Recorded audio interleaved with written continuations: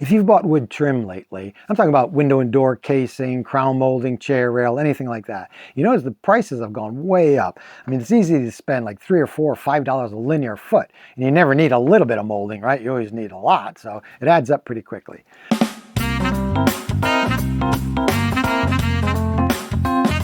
And if you're replacing your molding, you want to refinish it, you're better off saving it. And you can strip the paint or varnish or whatever you need to do, and then replace it.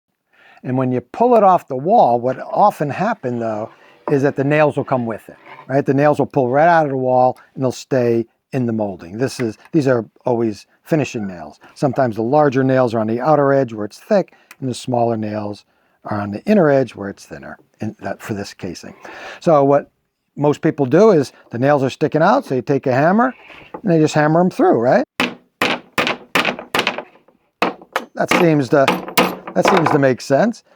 The reason you don't want to do that is this. When you pound it through from the other side, you can splinter the surface. Now you have a repair to make, plus to refinish it. So a better option is, rather than just hammering it through, is to pull them out from the back side. You can use any kind of snip or pliers. I prefer locking pliers. Most people know them by the trade name vice grip because they lock right on. So you just grab the nail, lock it on, then just roll it over and pull it from the back side. You notice the top of this has a slight curve to it, which makes it really easy to roll over and pull that nail out. And because these are finishing nails, they do not have a head. That's the reason you can pull them straight through. Just roll it over. It takes very little pressure. And there you go. Again, because finishing nails don't have a head, you can yank them right through. So what you see on this side is a nice clean hole, as opposed to it all being splintered up. So next time you're saving and salvaging molding that you're removing, flip it over and pull those nails from the back.